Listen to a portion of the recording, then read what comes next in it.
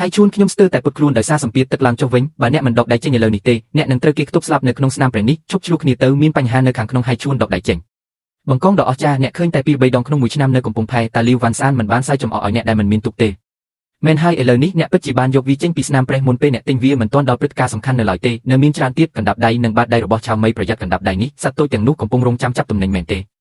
ត្វស្លាប់មិនចុះចត់ទេមានអ្វីមួយកំពុងកាត់ឡើងនៅខាងក្រោមសូម្បីតែសត្វស្លាប់ក៏មិនហ៊ានព្រុសដែរអ្នកហ៊ានធ្វើចលនាបន្ថយល្បឿនប្រសិនបើរបស់នេះខ្ទប់អ្នកម្រាមដៃរបស់អ្នកនឹងហើមរយៈពេលកន្លះថ្ងៃក្តាមលឿងសម្បករបស់វាមានជាតិខ្លាញ់ទាំងអស់កុំឲ្យវាខ្ទប់គ្នាវានឹងបាក់ជើងរបស់វាខ្ញុំតូចត្រសក់សមុទ្រក្តាមលឿងទីដ៏អស្ចារ្យហើយឈួននេះមិនមែនជាការរកឆ្នេរទេនេះជាអណ្ដូងរ៉ែមាសខ្នាតតូចតើអ្នកកំពុងមើលអ្វីទៀតស្មៅរួញទៅក្រោយមានអ្វីមួយកំពុងរារាំងផ្លូវនៅខាងក្រោមត្រីអាប៉ាឡូនធំបែបនេះកុំទូចអីសាច់នឹងបាក់អ្នកមិនអាចខ្ទប់ពាក់កណ្ដាលរបស់វាបានទេនោះជាការរំខានអរគុណលោកគីប៉ុន្តែកុំយកសាច់មកទីបំផុតខ្ញុំយល់ហើយវាមិនមែនជាខ្យងសមុទ្រទេខ្ញុំធ្លាប់ខ្វាក់ភ្នែកពីមុនមកចុះទំនិញមានតម្លៃតែនៅពេលដែលវានៅរស់ប៉ុណ្ណោះមកចុះអ្នករាល់គ្នាមកពី King Shageng សូមក្រឡេកមើលកូនប្រុសរបស់ស្ដេចនេសាទរបស់ Chen ឥឡូវនេះក្រីក្រណាស់គាត់កំពុងលក់ទំនិញរបស់គាត់នៅផ្សារគ្មានទុកគ្មានវិធីរកប្រាក់ចិញ្ចឹមជីវិតគាត់គ្រាន់តែជីកថ្មដោយដៃទេរបស់គាត់តើអ្នកបានថតរូបគ្រប់គ្រាន់ហើយឬនៅអ្វីផ្ញើនរណាម្នាក់ទៅមើលខ្ញុំនឹងបង្ហោះវានៅក្នុងក្រុមនៅពេលក្រោយឲ្យអ្នករាល់គ្នាមើលថាកូនប្រុសរបស់ស្ដេចនេសាទបានខ្លាយជាយ៉ាងណាឲ្យគាត់ថតរូបតើអ្នកធ្វើពុតជារឹងរូសដើម្បីអ្វីនេះជាស្តុកសត្វរូសបងប្រុសសានបានហើយរួចហើយសូម្បីតែនៅក្នុងទីក្រុងក៏គ្មានអ្នកណាហ៊ានប៉ះវាដែរស្តុកសត្វរូសមិនអាចលក់បានទេប្រសិនបើអ្នកពន្យាពេលទៀត30,000យន្តនឹងខ្លាយជា300យន្តអ្នករាល់គ្នាស្ដាប់ខ្ញុំបើវាមិនអាចលក់បានទេវាគ្រាន់តែជាស្តុករលួយប៉ុណ្ណោះជីងសាកាំងមិនយកវាទេយើងនឹងទៅទីក្រុងអ្នកចូលចិត្តថតរូបកុំលុបវាចោលក្រោយមកយើងនឹងឲ្យក្រុមមើលថាតើស្តុកដែលខូចនេះអាចលក់បានប៉ុន្មានដោយមានទុកច្រើនណាស់តើយើងគួរទៅទុកមួយណាមុនតោះទៅអូតសានជាមុនសិនគាត់ធ្លាប់មានទំនាក់ទំនងជាមួយពូអានពូសុនខ្ញុំមានស្តុកសត្វរូសខ្លះសូមមើលលីវិនសានបានរៀបចំការពីយប់មិញយើងកំពុងតែបាត់បង់ទុករបស់យើងហើយយើងនៅតែត្រូវការយកសម្ភារៈពីជីងសាកាំងតោះទៅបន្ទាប់ថៅកែមិននៅទីនេះទេគាត់មិនទទួលយកស្តុកដែលរលំថ្ងៃនេះទេគាត់មិនបានមើលផងតើអ្នកដឹងដោយរបៀបណាថាគាត់នឹងមិនទទួលយកវាហើយជួនបង្កងបានក្អួតកាន់តែច្រើនហើយក្តាមលឿងនឹងខ្សោយដោយសារការអូសទាញទាំងអស់ទៅចំនួន36ហើយអ្នកកំពុងផ្ញើរបស់ប្រភេទនេះមកខ្ញុំបង្កងមកពាក់កណ្ដាលក្តាមបានបាត់បង់ជើងហើយពួកវានៅតែទុនដូចជាវាត្រូវបានត្រាំក្នុងទឹកប្រសិនបើរបស់នេះត្រូវបានបម្រើតាមភោជនីយដ្ឋានហើយអានលូរបស់ខ្ញុំអាចបើកនៅថ្ងៃស្អែកបានទេលោកប្រធានាធិបតីជីនវាជារឿងធម្មតាទេដែលខ្សែផ្គត់ផ្គង់ត្រូវបានរហ័យបន្តិចដោយសារតែការកកស្ទះចរាចរណ៍នៅចុងឆ្នាំការហៅវាថាជាការខាតបង់គឺគ្រាន់តែបញ្ឆោតខ្ញុំតោះទៅមើលតើយើងអាចចូលទៅក្នុងភោជនីយដ្ឋានធំបែបនេះបានទេពួកគេខ្វះខាតស្តុកសត្វប៉ុន្តែយើងមានវាតើអ្នកកំពុងធ្វើអ្វីផ្ទះបាយគឺជាតំបន់ហាមឃាត់កុំចូលទៅដោយមិនប្រុងប្រយ័ត្នលោកប្រធានាធិបតីជីនស្តុកសត្វតិចជាង2ម៉ោងពីទឹកមើលចុះប្រសិនបើអ្នកមិនទទួលយកវាទេខ្ញុំនឹងចាក់ចេញភ្លាមសូម្បីតែអាហារសមុទ្រក៏ត្រូវបានដឹកជញ្ជូនទៅភោជនីយដ្ឋានឆ្នេរសមុទ្រដែរតើអ្នកដឹងទេថាអាហារមួយពេលនៅទីនេះមានតម្លៃប៉ុន្មានបើវាឡើងហើយអ្នកនឹងឃើញខ្យងស្ងួតត្រីអាប៉ាឡូនបាក់ត្រីប្រៃសមុទ្ររឹងក្តាមលឿងជើងខ្ពស់និងបង្កងដែលមានកន្ទុយបាក់អាហារសមុទ្រនេះមិនមែនគ្រាន់តែរើសដោយចៃដន្យនោះទេតើអ្នកណាដឹងថារបស់រថពន្ធប្រភេទនេះស្អាតឬអត់កន្ទុយបង្កងក្នុងប្រអប់របស់អ្នករឹងណាស់មិនអាចលោតត្រឡប់មកវិញបានត្រីប្រៃសមុទ្រមានពណ៌ហើយទឹកមានក្លិនជូរការបម្រើរបស់ទាំងនេះនៅលើទៅនឹងបំផ្លាញកេរ្តិ៍ឈ្មោះរបស់ហៃយ៉ានជូយកវាទៅលោកជីនកុំឲ្យខ្ញុំនិយាយអ្វីបន្ថែមទៀតដំណាក់កាលខ្ញុំត្រូវការអាហារសមុទ្រនេះជាបន្តនៅយប់នេះ35,000យន្តជាសាច់ប្រាក់35,000អនុញ្ញាតឲ្យខ្ញុំរាប់វាអ្វីអ្នកគិតថាវាតិចពេកវាគ្រប់គ្រាន់ដើម្បីទិញទុកមួយអ្នកបានលក់ខ្យងបាក់ទាំងនោះក្នុងតម្លៃ35,000យន្តពិតមែនទេត្រីប្រៃសមុទ្រអាចលក់បានក្នុងតម្លៃ35,000យន្តតើនោះមិនមែនជាបង្កងដ៏ប្រណិតទេតើពួកគេមិនបាននិយាយថាគ្មាននរណាម្នាក់ហ៊ានទិញវាទេលោកខេនខ្ញុំបានឬមនុស្ស2នាក់មកពី King Shageng បានដឹកជញ្ជូនអាហារសមុទ្រមកអ្នកប្រភពដើមនៃរបស់នោះមិនច្បាស់លាស់ទេអ្នកមិនគួរទទួលយកវាទេលោកលីវខ្ញុំបើកភោជនីយដ្ឋានមួយខ្ញុំវិនិច្ឆ័យដោយទំនិញមិនមែនដោយសម្លេងរបស់អ្នកណាដែលអ្នកកំពុងដោះស្រាយនោះទេលោកប្រធានាធិបតីខេនលោកមិនបានមើលមុខខ្ញុំទេមុខរបស់លោកមិនអាចបង្ហាញនៅទៅបានទេអ្វីដែលសំខាន់គឺទំនិញគាត់ពិតជាបានទូរស័ព្ទទៅលោកលីវវ៉ាន់ឆែនអ្នកបាននិយាយថាអ្នកចង់ទិញទូកតើអ្នកត្រូវការទូកសម្រាប់អ្វីការរុករកឆ្នេរអាចរកប្រាក់បានតែអាហារដំបូងរបស់អ្នកប៉ុណ្ណោះដើម្បីផ្លាស់ប្ដូរជីវិតរបស់អ្នកត្រូវតែចេញទៅសមុទ្រពីលោកប្រធានាធិបតីខេនវាអាក្រក់ណាស់លីវវ៉ាន់ឆែនទើបតែឆ្លើយតបថាគាត់កំពុងលុបចោលការដឹកជញ្ជូនត្រីស្រស់ធំនោះសម្រាប់ថ្ងៃត្រង់ថ្ងៃស្អែកមើលនុយត្រូវបានបោះពុំរួចហើយឥឡូវនេះគាត់កំពុងដកថយគាត់បាននិយាយថាគាត់នឹងយកទំនិញប៉ុន្តែដោយមានលក្ខខណ្ឌថាអ្នកត្រូវប្រកល់ទំនិញនេសាទរបស់ Chen Heng នៅចំពោះមុខបុគ្គលិកការិយាល័យខាងក្រោយជនកំណាចនោះលោកប្រធានាធិបតីខេនប្រសិនបើអ្នកទទួលយកទំនិញរបស់ Chen Heng ខ្ញុំនឹងមិនមកទេប៉ុន្តែភ្លេចអំពីត្រីសម្រាប់ទោសសំខាន់គឺលោកប្រធានាធិបតីលីវអ្នកធ្វើរឿងនេះមិនយុត្តិធម៌ទេប្រសិនបើអ្នកប្រកល់ទំនិញរបស់គាត់មកវិញខ្ញុំនឹងដឹកជញ្ជូនវាទៅអ្នកក្នុងតម្លៃដើមប្រសិនបើអ្នកមិនប្រកល់វាមកវិញទេអ្នកនឹងត្រូវដោះស្រាយវាដោយខ្លួនឯងកុំបន្ទោសខ្ញុំដែលមិនបានព្រមានអ្នកទំនិញនេសាទគឺល្អសម្រាប់កញ្ចប់តូចប៉ុន្តែទោសសំខាន់ចង់បានត្រីធំដល់កម្រក្រៅពីខ្ញុំលីវវ៉ាន់ឆែនគ្មាននរណាម្នាក់នៅ King Shageng អាចផ្ដល់របស់នោះបានទេប្រសិនបើអ្នកចង់បាន Chen Heng អ្នកអាចភ្លេចអំពីត្រីនោះបានគឺអ្នកទើបតែនិយាយថាអ្នកបានទិញទុកមួយ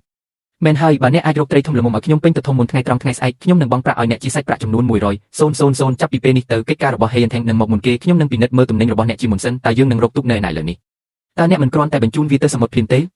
ខ្ញុំមិនបង្ខំអ្នកទេអ្នកប្រាប់ខ្ញុំមកតើអ្នកនឹងយកវាអត់តើនេះមានន័យយ៉ាងណាទឹកត្រីនឹងរលាយបាត់នៅពេលព្រលឹមវាត្រូវតែចេញដំណើរយប់នេះចៅហ្វាយតើយើងអាចទុកចិត្តពួកគេបានទេយើងមិនអាចរងចាំគាត់បានទេអ្នកទៅមើលជុំវិញម្ដងទៀតផ្ដល់ជូនតម្លៃទ្វេដងតម្លៃប៉ុន្មា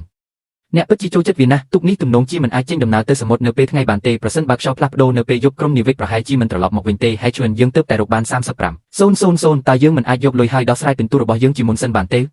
សម្បុកមិនទាន់ខូចទេម៉ាស៊ីននៅតែអាចសង្គ្រោះបានវានៅតែអាចដំណើរការបាន30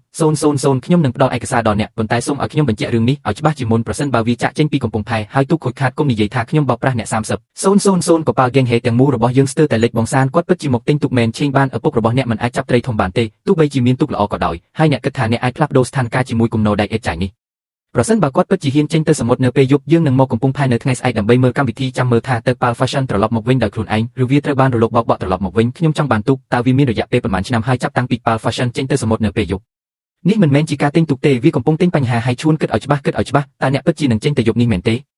ទឹកនឹងអស់នៅព្រឹកស្អែកអ្នកត្រូវតែចាក់ចេញនៅយប់នេះកំពង់ផែឈៀងសានឹងមិនលក់ទឹកកកឲ្យអ្នកសំបីតែមួយផនទេបន្ទាប់មកខ្ញុំនឹងយកត្រីរស់មកវិញខ្ញុំមិនត្រូវការទីហ៊ានរបស់អ្នកទេតើទូកដែលខូចនេះពិតជានឹងដំណើរការមែនទេចូលយើងសាកល្បងម្ដងទៀតបងសានទូកនេះមិនអាចចាក់ចេញពីកំពង់ផែបានទេហើយឈួនបាត់នៅតែលាតត្រដាងតើអ្នកអាចចេញទៅយប់នេះហើយត្រឡប់មកវិញបានទេវាពិបាកនិយាយណាស់ចំណូលនេះនឹងមិនរងចាំនរណាម្នាក់ទេខ្ញុំត្រូវចាក់ចេញភ្លាមនៅពេលដែលទូកអាចរើបានចុះទឹកវិញបិទវាជាមុនសិនបិទវាហើយបន្ទាប់មកចាក់ចេញសញ្ញាគិបស្បាត់ទាំងស្រុងអេក្រង់ទេយើងមើលមិនឃើញអ្វីទាំងអស់តើយើងទៅណាឆ្ពោះទៅទីអាគ្នេយ៍តាមទីអាគ្នេយ៍ឆ្លងកាត់តំបន់ឆ្លងកាត់ច្រាំងបន្ទាប់មកបិទទៅទីខាងជើងប៉ុន្តែកន្លែងនេះធំណាស់ចុះបើយើងបុកប្រសិនបើយើងបុកតើយើងពិតជាចេញពីទឹកមែនទេមិនដូចថ្មប៉ព្រះទឹកទេថ្មប៉ព្រះទឹកកោះទូកដោយសំឡេងហូរសំឡេងនោះស្ងាត់ប្រហែលជាគ្រាន់តែជាពុះមានចរន្តទឹកក្រោមដីច្រើននៅទីនេះអ្វីគ្រប់យ៉ាងកំពុងត្រូវបានអូសឡើងមួយទៀតហើយចំណុចយុទ្ធការនៃទូកមិនអាចទប់បានបិទភ្លើងក្បាលទូកបិទវាទៅបន្ទាប់មកយើងនឹងត្រូវចុះទៅក្រោមទឹកមែនទេពេលបើភ្លើងអាប់ឆ្លុះបញ្ចាំងពន្លឺយើងមើលមិនឃើញអ្វីនៅក្រោមទឹកទេប៉ុន្តែពេលបិទភ្លើងយើងអាចមើលឃើញការឆ្លុះបញ្ចាំងនៅលើផ្ទៃទឹកប្រសិនបើថ្មប៉ព្រះទឹកទល់នឹងរលកចំណុចបែកគឺខុសគ្នានាវាសមុទ្រអ្នកនិយាយថាចំណុចបែកគឺខុសគ្នាតើអ្នកចង់មានន័យយ៉ាងណាហើយអ្វីបានជាអ្នកបើកភ្លើងឥឡូវនេះយើងវង្វេងទីដល់ហើយប្រសិនបើអ្នកឈប់ភ្លើងទូកនឹងរសាត់ទៅតាមរលកផ្នែកខាងមុខខាងឆ្វេងប្រហែល60វិនាទីរលកបក់ហើយបែកមានសំឡេងរហែកបន្ទាប់មកស្របទៅវិញនោះមានន័យថាវាជាថ្មប៉ព្រះទឹកហើយវាប្រហែលរៀងរាល់4វិនាទីម្ដងគ្មានសំឡេងនៅផ្នែកខាងមុខខាងស្ដាំទេរលកកំពុងរអិលទៅមុខបង្ហាញពីទឹកជ្រៅនៅទីនោះទៅខាងស្ដាំផ្នែកខាងស្ដាំគឺជាទឹកជ្រៅព្រែកនៅទីនោះជម្រៅទឹកនៅខាងស្ដាំគឺ12ម៉ែត្រហើយនៅខាងឆ្វេងវាមានជម្រៅ4ម៉ែត្រនោះត្រឹមត្រូវទៅខាងស្ដាំតើអ្នកដឹងដោយរបៀបណាថា60ម៉ែត្រនេះមិនឆ្ងាយប៉ុន្មានទេដោយសារកប៉ាល់ឈប់ម្ដងរៀងរាល់4វិនាទីម្ដងស្ដាប់សំឡេងកាន់តែជិតសំឡេងកាន់តែច្បាស់សំឡេងកាន់តែស្រទន់វាកាន់តែឆ្ងាយហើយអ្វីបានជាមានពន្លឺចាំងនៅក្រោមទឹកទឹកក្តៅវណ្ណហានិងទឹកត្រជាក់លាយឡំគ្នាកម្លាំងខុសគ្នាវាកំពុងងាកទៅរកច្រាំងសេតុនភាពទឹកនៅទីនេះខ្ពស់ជាងចរន្តទឹកក្តៅទើបតែមកដល់ហើយកំពុងហូរឆ្ពោះទៅរកចានតូចដូច្នេះតើយើងកំពុងរងចាំអ្វីបោះសំណាញ់ទេចរន្តទឹកក្តៅទើបតែមកដល់ត្រីមិនទាន់ចូលទៅក្នុងសម្បុករបស់វានៅឡើយទេយើងនឹងមិនចាប់ត្រីបានទេប្រសិនបើយើងបោះសំណាញ់ឥឡូវនេះតើយើងនឹងចាប់ពេលណាចូលយើងរងចាំបន្តិចទៀតជម្រៅទឹកនៅតែមាន40ម៉ែត្ររលកកំពុងបែកមានអ្វីមួយរុញច្រានសំណាញ់នៅខាងមុខតើវាអាចជាថ្មប៉ព្រះទឹកទេវាជាច្រាំងថ្មចោតចរន្តទឹកក្តៅកំពុងហូរឡើងលើពីខាងក្រោមជារលកធំមួយមើលផ្ទៃទឹករំកិលស្រែកនៅពេលដែលចំនួនធ្លាក់ចុះលាតសន្ធឹងចេញ35 32 10ម៉ែត្រហៀបនឹងទម្លុះថ្មប៉ព្រះទឹកគ្មានបាតសំបីតែ300ម៉ែត្រក៏ដោយក៏វាមិនទៅដល់បាតដែរខ្សែទឹកកំពុងឡើងខ្ពស់ត្រូវហើយយើងគួរតែទៅដល់វាខ្សែទឹកស្នោកំពុងរំកិលទៅភាគអាគ្នេយ៍តែជម្រៅនេះប៉ុន្មាន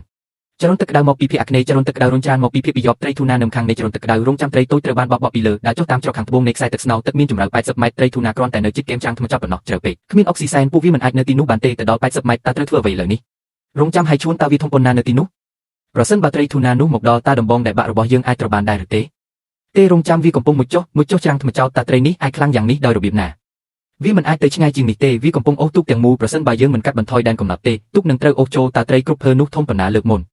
មើលត្រីនេះទៅវាកំពុងអូសទូកទាំងមូលយើងត្រូវតែចុះទៅក្នុងទឹកវាកំពុងបន្ធូរការក្តាប់របស់វាកំពុងសាកល្បងទឹកត្រីធូណាមិនដែលខំមុនទេរបស់ទាំងនេះមិនអាចប្រៀបផ្ទឹមបាននៅលើច្រាំងថ្មចោតវាកំពុងលេចព្យាយាមមើលថាមានអ្វីទាញវាប៉ុន្តែវាមិនបានបន្ធូរទំពក់ទេវាជាប់ទំពក់រួចហើយតើអ្នកដឹងដោយរបៀបណាថាវានឹងឡើងមកវិញខ្ញុំបានជួសជុលទូកនៅកំពង់ផែអស់រយៈពេល10ឆ្នាំមកហើយខ្ញុំបានលឺអ្នកបើកទូកនិយាយអស់រយៈពេល10ឆ្នាំមកហើយថាការខំលើកទី2គឺជារឿងធម្មតាបំផុតចុះបើវាមិនឡើងមកវិញវានឹងមិនរត់ចេញជាមួយទំពក់ទេវាមិនអាចលេបវាឬស្ដោះវាចេញទេវាពិតជានឹងត្រឡប់មកវិញដើម្បីពិនិត្យមើលម្ដងទៀតវាកំពុងរើវាត្រឡប់មកវិញការខំលើកទី2នឹងមកដល់ប្រញាប់ឡើងហើយរត់ហើយជួនកាន់ឲ្យជាប់គុំលែងវាទូកកំពុងរសាត់ទៅរកស្នៀតយើងមិនអាចកាន់វាបានទៀតទេព្រះជាម្ចាស់ឲ្យវាធំជាងទូករបស់យើងទៅទៀតគុំលែងវាអីវាកំពុងរកឃើញទីដៅរបស់វាហើយឥឡូវនេះចាប់ផ្ដើមវាឲ្យបានលឿនព្រះអាទិត្យចាស់បានបង្វែរទូកទៅខាងឆ្វេងតាមទីដៅរបស់វាបានអូសទូកចុះតាមជញ្ជាំងម្ដងទៀតដោយព្យាយាមទាញវាចុះក្រោមដាយ៉ងចាប់ហើយសេងកុំឲ្យវាអូសអ្នកចុះយើងនឹងទៅជាមួយគ្នាដែរដើម្បីយន្តវាបានឡើងមកម្ដងទៀតបន្ទាប់មកទៅខាងឆ្វេងដំបងទៅខាងឆ្វេងវាកំពុងវិលទុកឲ្យវាវិលទុកឲ្យវាវិលចប់វាឈប់រត់តើវាងាប់ហើយឬនៅទេវាកំពុងមើលកុំបង្វិលវាចូលនៅឡើយវាឡើងមកបង្វិលវាចូលយ៉ាងលឿនព្រះឲ្យវាធំជាងទូកទៅទៀតត្រីព្រួយមាសវាហត់បន្ទាប់ពីលោតបាន3ដងដាយ៉ងរៀបចំអន្ទាក់2ដងទៀតចាប់កន្ទុយរបស់វាតើវានឹងឡើងមកម្ដងទៀតនៅពេលណាស្ទើរតែហើយវាលឿនពេកវាហត់យើងអាចចាប់វាបានលើកនេះដាយ៉ងរងចាំរហូតដល់វាសម្រាលកូនហើយចេញពីទឹកមុនពេលបោះកុំប្រញាប់ខ្ញុំចាប់បានហើយ1 2ម្ដងទៀត1 2លើកចាប់វាហើយបិទគម្របកុំឲ្យវាអិលថយក្រោយ